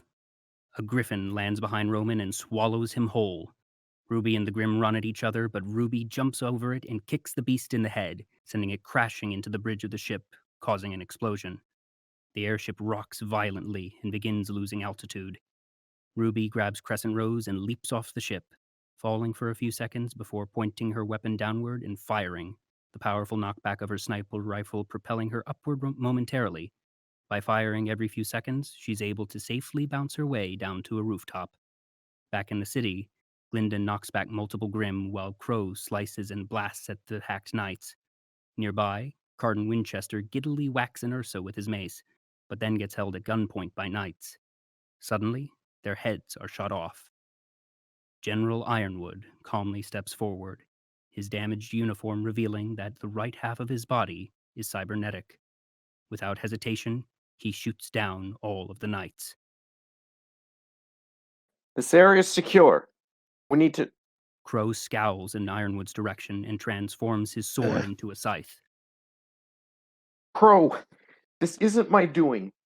Crow runs at the general, who flips his gun in his hand, disarming himself. The Crow doesn't stop. Ironwood watches dumbfounded as the huntsman leaps and goes past him. The general turns around just in time to see a griffin lunging at him. With one swing of Crow's scythe, the griffin is sliced in two. You idiot. I know you didn't do this. So, what now, General? Someone's done the impossible and gained control of my machines. That enormous Grim seems to be fixated on the school. Linda, form up the local huntsmen and establish a safe zone here in Vale. We need to evacuate Beacon. Crow, I'm leaving that to you and my men. I still need to get to my ship. The three hear a loud noise and look up to see its source. Ironwood's flagship slowly nosediving into the ground. Well, it won't be much of a walk. The Atlesian knights that are still functioning make one last feeble attempt to harm the huntsmen before they power down. In the Beacon courtyard, the students stand prepared to fight the paladin that is charging at them. But electricity arcs, and it suddenly powers down, collapsing and sliding to a stop in front of them. Huh.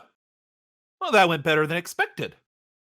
Weiss doubles over, exhausted, leaning on Murdernaster to keep herself standing. Weiss!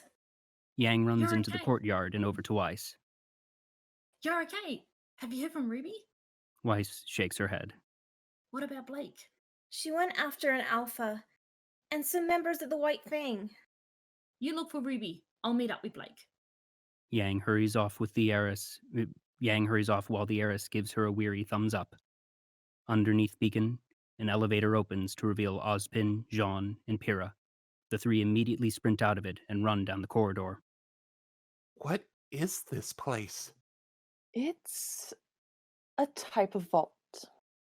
You've been here before? Pyrrha looks away without responding. What would this school need to hide? When they reach the aura transfer machine, Jean stares wide-eyed at the contraption and the comatose girl inside. What? Who? Jean. Pyrrha, get to the pods. Pyrrha glances at Jean before running to the vacant pod. Mr. Ark, if you would like to help, you can stand guard here. Jean takes a look at the two with uncertainty, but turns and takes a defensive stance. What do we do now? We do nothing. Ozpin presses a button on the machine's control center, and the second pod opens. You, Miss Nikos, have a choice to make. Pyrrha looks at the pod, then at Jean. Her expression changes from uncertainty to sadness, and she wipes a tear from her eye before climbing into the pod, which closes automatically around her. In the burning dining hall, Adam and Blake stand opposite each other. This could have been our day. Can't you see that? I never wanted this. I wanted equality. I wanted peace. She shoots at Adam, who blocks the bullets with his sword. What you want is impossible! He sheathes his sword and backhands Blake, knocking her over. But I understand. Because all I want is you, Blake. She begins to raise her weapon again, but Adam kicks it out of her hand, knocking her over once again. And as I set out upon this world and deliver the justice mankind so greatly deserves, I will make it my mission to destroy everything you love. Blake! Yang's voice draws their attention to one of the broken windows. She runs into view and shoots a White Fang member. Blake! Where are you? Adam looks at Blake, sees her terrified expression, then returns his gaze to Yang. Starting with her. In the vault, Ozpin finishes the preparation sequence. Are you ready? Pyrrha gives a slow nod. I need to hear you say it. Yes. Thank you, Miss Nikos. Ozpin presses a few more buttons, and Amber's pod raises up. Amber begins glowing orange, and her eyelids begin fluttering. The orange glow travels along the pipes connecting the two pods, first up to the ceiling, then down to Pyrrha's pod, where the glow envelops her. Ah! Pyrrha! Jean runs over to Pyrrha's pod in a confused panic. I'm so sorry. Amber's half-open eyes flutter, and her body begins to go limp. Thunk! An arrow pierces the glass of Amber's pod, striking her in the chest. Amber gasps, her eyes open wide, and then begin to close again as the machine begins beeping. Ozpin and Jean turn to see Cinder standing halfway down the corridor, her bow in hand. Up above, Adam draws his sword and stabs it into Blake's abdomen. Her pained shriek catches Yang's attention. Huh? Adam stands upright, pulling his sword from Blake and turning to face Yang. Get away from her! No. Please. Adam sheathes his sword with a smile. Ah! Yang's eyes turn red, and with a burst of flame, she leaps at Adam, drawing her fist back with tears in her eyes. Adam swiftly draws his sword and swings at Yang, and as Yang's body flies through the air past Adam, the lower half of her right arm separates from her body. In the vault, Amber struggles to breathe. Her eyes wide, the machine's alarm still blaring. Finally, all breath leaves her. Her eyes drift closed, her head leans to the side, and as her body goes limp, the green flames lighting torches throughout the vault suddenly go out. Above, Yang flies through the air, beginning to lose consciousness as glowing yellow aura splatters from her wound. She lands on the floor and lays on her side, completely still. As Pyrrha frantically beats her fists against the glass of her pod, the orange glow leaves her, travels back through the pipes into Amber before bursting out of the maiden entirely, shattering the glass in its way and flying into Cinder. The new maiden glows as energy swirls around her, lifting her up off the ground and giving her long trails of flames around her eyes. Pyrrha beats desperately on the glass as Jean raises his sword and runs towards Cinder. Stay back! Cinder launches a fireball at Jean, who blocks it with his shield, but is blasted backwards. Jean! Pyrrha uses her semblance to force the pod's door off its hinges, throwing it at Cinder, who lazily knocks it away. As Cinder descends to the floor, Pyrrha leaps out of the pod and charges, calling her weapons and shield to her with her semblance. However, Ozpin puts his arm out, stopping her. Take John and get out of here. Find Glinta, Ironwood, Crow. Bring them here right away. The tower cannot fall. But I can help. You'll Ozpin- only get in the way. Pyrrha hesitates for a moment, but obeys, helping Jean up and running away. As she does so, Cinder descends to the floor and watches them leave, showing no interest in pursuit. She turns her attention back to Ozpin. In the dining hall, Adam slowly walks towards Yang's unconscious body, but before he can reach her, Blake throws herself between them. Why must you hurt me, Blake? He swings his sword, and Blake's head detaches from her neck. However, both her body and head suddenly vanish, and Adam turns to watch the real Blake fleeing, dragging Yang with her. He begins slowly walking after her, not even bothering to look at the Grim that attempts to ambush him as he cuts it down. Underneath the beacon, Cinder and Ozpin stare each other down. This whole time, right beneath our feet. She was right about you. Ozpin turns his cane in his grip and glares at Cinder. Such arrogance. Flashes of green and vermilion illuminate the darkened corridor as Ozpin and Cinder clash. Cinder slides back, using her hand to melt the floor below her and summons ice crystals which she sends at Ozpin, who becomes a blur as he deflects the projectiles. He then darts forward and repeatedly strikes Cinder with his cane, the last blow launching her back. Cinder halts her momentum in midair and spreads her arms, creating a fireball several times her size behind her. Ozpin slams his cane into the floor and a force field materializes around him. Cinder throws her arms forward, and a powerful jet of flame bursts forth from the miniature sun.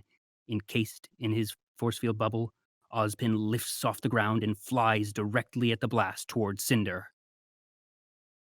At the airfield, outside of Beacon, Port and Oobleck oversee the evacuation of the last few civilians and students. That's it! Everybody on board! This is a mandatory evacuation! A safe zone has been established in Vale. Please, remain calm and listen to Atlas personnel. Nearby, Weiss stares at what is in front of her in disbelief. As RWBY comes running down the path, Zwei barks to alert Weiss to her leader's presence. RWBY! Oh, I found you! RWBY, where have you... Don't worry, I'm fine. What's going on? Weiss lowers her gaze. What? Weiss steps aside, giving RWBY a clear view of Blake and Yang lying on the ground. Both have bandages wrapped around their wounds, and the latter is still unconscious. Behind them sit Nora and Ren, battered and bruised. Blake reaches over and places her hand on Yang's. I'm sorry. RWBY reaches out and opens her mouth, but nothing comes out. I'm so sorry. Sun walks over to RWBY. Hey, she's gonna be okay. The soldiers have a ship ready to take you guys to Vale. But Jean and Pyrrha are still missing. What? Look, guys, that giant Grim is circling the school. Even the White Fang are pulling out. We all have to go, now! We're not leaving. Ren attempts and fails to stand. I'll find them. I'll find them and I'll bring them back. No, we will find them. Weiss turns to Nora and Ren. Watch after Blake and Yang. We'll be back. RWBY and Weiss run back toward the academy. You better be! Idiots. At the entrance of Beacon Tower, Jean and Pyrrha run out of the front door. The muffled sounds of Ozpin and Cinder's fight can still be heard. Okay, I think I have Glinda's number. Oh, where is it? Pyrrha turns and stares silently at the tower. Pyrrha? What was all that? Their conversation is interrupted by an explosion, and a moment later, they see Cinder flying up through the elevator shaft. But Ozpin? There's no time. Go. Get to Vale and call for help. Huh? What are you gonna do? Pyrrha slowly turns her head to stare up at the top of the tower. No. No, Pyrrha, you can't. You saw how powerful she is. Pyrrha, I won't let you. Pyrrha grabs John's head and silences him with a long kiss.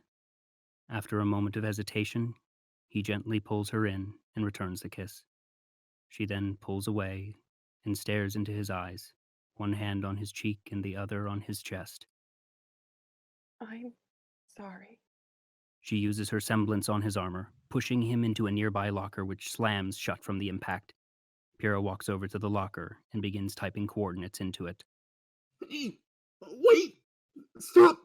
Pyrrha! Pyrrha, please don't do this! She looks at him in the eyes one last time before stepping back and watching the locker fly away. Once it vanishes into the distance, she enters the tower, runs to the nearest elevator, and uses her semblance to force the doors open. She finds that Cinder has left a large hole in the floor and roof of the elevator on her way up. Pyrrha steps inside the elevator, closes her eyes, musters all her strength, and the elevator begins rapidly ascending. Meanwhile, Ruby and Weiss are on their way back to the campus when Weiss's scroll begins ringing. It's Jean! Where are you? Weiss! Please, you have to stop her! What? Pyrrha! She's going after that woman at the top of the tower! She doesn't stand a chance! Jean, what are you talking about? Where are you? Don't worry about me! Please! You have to save Pyrrha. We will. Are you okay? Jean screams and throws his scroll at the ground, breaking it. He collapses onto his hands and knees, crying. Please. Jean? Jean! The ground shakes as the wyvern flies into view and perches on one of the arches stemming from the tower before screeching loudly. Ruby draws her scythe as grin begin forming from the ooze dropped by the wyvern. Plan. You always do. At the top of the tower, Cinder strides into Ozpin's office. The wyvern climbs up to the top of the tower as well, peers at her through the window, and screeches. Shh. This is your home now. The wyvern stands at her and utters a shorter, quieter screech just before the tower begins to rumble. Cinder turns to see sparks flying from behind the closed elevator door at the far end of the office. Ding! The doors open and Pyrrha's spear flies out towards Cinder, who casually leans out of the way. The spear is followed by Pyrrha's shield, backed by Pyrrha herself. Cinder puts up her arms, blocking and pushing it away. Pyrrha recalls her weapons, staring down the new maiden, who hovers in midair. Their fight begins in earnest. Cinder unleashes a barrage of fire attacks. Pyrrha dodges the first few and then blocks a sustained blast with her shield. Pyrrha leaps towards Cinder, powering through the flames, and as soon as the fire stops, she swings her spear, only for Cinder to catch it with her bare hand. Cinder slams her palm into Pyrrha's stomach, blasting her opponent into the wall on the other side of the office. Pyrrha stands back up as Cinder propels herself forward with flames from her hands. She attempts to slam into Pyrrha, but Pyrrha leaps up into the air above Cinder, grabs her arm, and uses the leverage to throw Cinder across the room. Pyrrha darts forward and rams into Cinder with her shield, then attempts several attacks with her spear, which are parried by Cinder's palm. Pyrrha spins and is about to attack again, but Cinder performs this kicking backflip with flames trailing behind her foot, knocking Pyrrha into the air. Pyrrha quickly rights herself and tosses both her spear and shield, which are swatted away. Pyrrha launches herself at Cinder again, and the two grapple for a moment until they fall into the ground with a fiery burst. When the dust settles, Pyrrha has Cinder in a chokehold with one arm and her spear in the other, the blade of which Cinder grips with both hands, struggling to keep it away from her neck. Outside, the wyvern screeches and flies away from the tower. Inside, Cinder tightens her grip on the spear, and the metal weapon begins to melt around her hands. Another screech is heard, and the combatants look out the window to see the wyvern flying directly toward them. Cinder intensifies her grip until Pyrrha's spear snaps in her hands, and uses the renewed freedom of her arms to slam her elbow into Pyrrha's abdomen, knocking her back just before the wyvern slams its wing into the roof of Ozpin's office. The room fills with a green glow as the windows shatter, giant cogs and metal framework come crashing down, and the spire containing the CCT's transmitter falls, crashing to the ground in pieces. Cinder floats in the air on a jet of flame, watching Pyrrha as she weakly crawls towards her shield.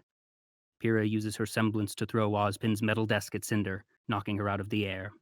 She then quickly grabs her shield just as Cinder throws the desk off herself and flies into the air once more. Pyrrha dodges two streams of fire sent her way and attempts to block a third, but is hit and sent tumbling backward. Pyrrha throws her shield at Cinder, who backhands it away, but Cinder then looks up in surprise to see a multitude of giant cogs floating in the air around her. Using her polarity, Pyrrha directs her shield to knock Cinder's feet out from beneath her, and then slams a cog down on Cinder's abdomen, pinning her to the floor. She calls her shield back to her arm, and then brings the clockwork down on Cinder. The cogs barely have time to settle before Cinder creates a powerful burst of fire, sending them in all directions. One of the cogs flies at Pyrrha, who raises her shield to protect herself, but the force of the impact is too much. She's slammed into the remains of a wall, and her aura shatters. On the ground, Ruby and Weiss fight off Grimm. We gotta hurry. Weiss creates a series of glyphs going up the side of the tower. You can do this. Ruby runs forward, using her semblance to propel herself up to the first glyph, then sprints up the wall, the glyphs themselves propelling her forward and keeping her from falling. On the roof, Cinder creates an obsidian bow and arrow. Pyrrha spins and throws her shield as Cinder looses the arrow, and just before they collide, the arrow shatters into fragments that part ways above and below the shield, glowing orange until they rejoin each other on the other side. The arrow continues unimpeded and flies into the back of Pyrrha's ankle. She collapses and attempts to pull herself to her feet, but the pain is too much. Both ends of the arrow break off, making removal impossible. She turns over onto her hands and knees as Cinder steps in front of her. It's unfortunate you were promised a power that was never truly yours. But take comfort in knowing that I will use it in ways you could never have imagined. Do you believe in destiny? Yes. It's quiet as Cinder reforms her bow and pulls back an arrow. Ruby reaches the top of the tower just in time to see Pyrrha get shot in the upper chest. She watches in horror as her friend gasps in pain, the wound emitting a red glow. Cinder places a hand on the would-be maiden's head, and Pyrrha Nikos ceases all movement, her body glowing orange, and then scattering as embers. Only her headdress is left behind, which is dropped unceremoniously by Cinder. Ruby's eyes widen in despair, filling with tears as she wraps her arms around her body and then flings them out as a brilliant white light flows from her eyes. Pyrrha! The white light envelops her, extending out to the wyvern and Cinder. What? Everything goes white. A pair of voices echo softly through the void. It's all right. I got you, kiddo. I got you. The faint sound of radio static can be heard. Nothing. Just turn it off. Without the CCT, there's no point. Communication down across the entire kingdom. No way to contact the outside world. Ozpin's still missing. Yeah, This is bad, Crow. yeah. This is bad. Sometime later, Ruby wakes up in her childhood bedroom. Birds are chirping and the sun is streaming in through the window. She looks over to see her father sleeping in a chair nearby. She quietly sits up, but even her soft sigh is enough to cause Tai Yang to stir. Ruby! You're awake. What happened? Your Uncle Crow found you unconscious. He got you out of there, though, and brought you home safe. Wait, Yang, is she all right? She's gonna be alright. I think it's just gonna take some time for her to get used to things. She's too strong to let this stop her. He covers his eyes for a moment, sniffles, then looks up with a smile. I'm just glad to have my girls back at home. What happened to the school in Vale? Were they able to clear out the Grimm? Things at Vale are under control. But the school? It's not that simple. That thing, whatever it is, doesn't seem to be dead. Don't get me wrong, you did a number on it. But it's not disappearing. It's kind of frozen. I know that doesn't sound too bad, but it keeps attracting more Grimm to the school. I did what? Hmm? You said I did a number on it. What do you mean? Hey, look, that's not important right now. We can talk about it later. Things are just kind of a mess. It's always a mess. Ruby and Tai Yang turn to see Crow suddenly standing in the room. He finishes off the contents of his flask. Mind if we have a minute? What, I can't stay here? Tai, please. Tai Yang stands, sighs, and kisses Ruby on the forehead. I'm glad you're all right. I'll go make us some tea. He leaves the room. So, how you feeling? I kinda hurt all over. That makes sense after what you did. You guys keep saying that I did something. What are you talking about? What's the last thing you remember? I ran up the side of the tower, and when I got to the top, Pyrrha, is she? She's gone. I got to the top. I saw Pyrrha and Cinder, and then everything went white. Anything else? I remember The night you met Ozpin, what was the first thing he said to you? something about. Silver eyes. That's an extremely rare trait. So? You're special, Ruby. And not in the daddy loves his special angel kind of way. You're special the same way your mom was. Remnants full of legends and stories, some of them true, some made up. But there's one Oz told me from a very long time ago, back before Huntsman, before kingdoms. It was said that those born with silver eyes were destined to lead the life of a warrior.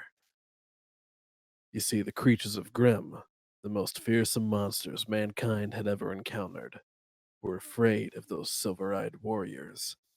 They were the best of the best. It was said that even a single look from one of these fighters could strike a Grimm down. It's a ridiculous story. But you think that I might. Well, a giant monster is currently frozen on top of Beacon Tower, and you're here, safe in bed. Wait, how do you know what Osmond said to me the night we met? All those missions I go on, all the times I'm away in some far off place, it's been for Ozpin. But he's missing now. Something's been set in motion, and with Oz gone, I'll have to pick up where he left off. Then what can I do? If I'm so special, then I can help, right? You really want to help? Get some rest. You're in no condition to go anywhere right now. He starts heading toward the door. Besides, our enemy's trail leads all the way to Haven. That'd be quite a trip for a little pipsqueak like you. Catch you later, kiddo. He leaves. Yang sits alone in her bedroom, staring out a window. Her remaining piece of ember silica rests on the nightstand next to the bed. Ruby stands in the doorway. Yang? She waits for a moment, but when she receives no response, turns to leave. Ruby, Ruby turns around, and Yang looks at her younger sister with tears in her eyes. Ruby runs over and hugs her. So glad you're okay. but I'm not. Ruby frowns and releases the hug. It's all gone. The school, Penny, Pyrrha, and She looks at her severed arm. Yang? Where are Weiss and Blake? Weiss's father came for her. What? What do you mean? No one outside of Vale knows what happened here. Before the tower fell, the last thing people saw was Atlas attacking innocent people and Grim destroying the school. Everyone's scared. No one knows who to trust. So Weiss's father came to take her back to Atlas, where he thinks it's safe. She's gone. What about. And Blake ran. Sun saw her go. After we got to the city, she just ran. But why? I don't know, and I don't care. There has to be a reason she. No, there doesn't. Sometimes bad things just happen, Ruby. What do we do now? You can do whatever you want. I'm just gonna lie here. Yang. Just leave me alone. Ruby leaves the room, pausing before closing the door. I love you. An orange leaf falls from a tree outside Yang's window and slowly drifts to the ground. Over time, the ground becomes covered in snow. Ruby steps outside, wearing a backpack, and quietly shuts the front door. Hey, Jean smiles wearily, carrying his weapons and a backpack. Sean, Haven's a long way to go. I know. But it's the only lead we have. Are you sure you want to come along? Ren and Journey Nora. will Ren and Nora are there as well. The journey will be perilous, and whether we'll find answers at the end is entirely uncertain. But we wouldn't be here if we weren't up for it. Then let's get started. The four begin their long trek. As they make their way out of Patch, Crow watches them from a nearby cliffside holding Professor Ozpin's cane. He jumps off the cliff, and a moment later, a black bird is seen flying toward the travelers. A smaller, more honest soul. It's true that a simple spark can ignite hope, breathe fire into the hearts of the weary. The Tai ability to Yang derive brings breakfast to Ruby's bedroom, but drops it when he sees she's not there. He runs out of the room in a panic, not bothering to read the note Ruby left behind. As he passes his other daughter's bedroom, Yang notices a raven perched on a branch just before it flies away. The ability to derive strength from hope is undoubtedly mankind's greatest attribute, which is why I will focus all of my power to snuff it out. In Vale, Grim march towards the ruins of Beacon. Glinda tries to repair a shop with her telekinesis, but fails to hold it together. How does it feel, knowing that all your time and effort has been for nothing? That your guardians have failed you? That everything you've built will be torn down before your very eyes? Your faith in mankind was not misplaced. When banded together, unified by a common enemy, they are no noticeable threat. But divide them, place doubt into their minds, and any semblance of power they once had will wash away. Elsewhere, Blake runs across rooftops. She pauses to look at Beacon in the distance before continuing.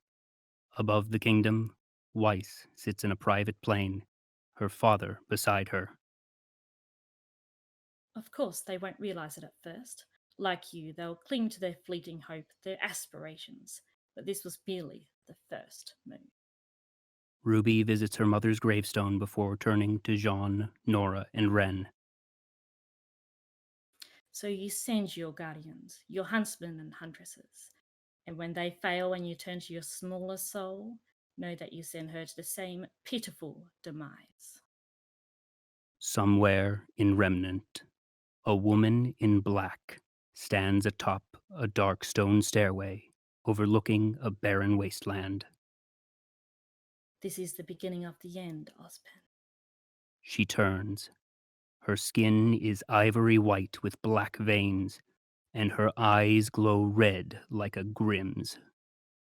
And I can't wait to watch you burn.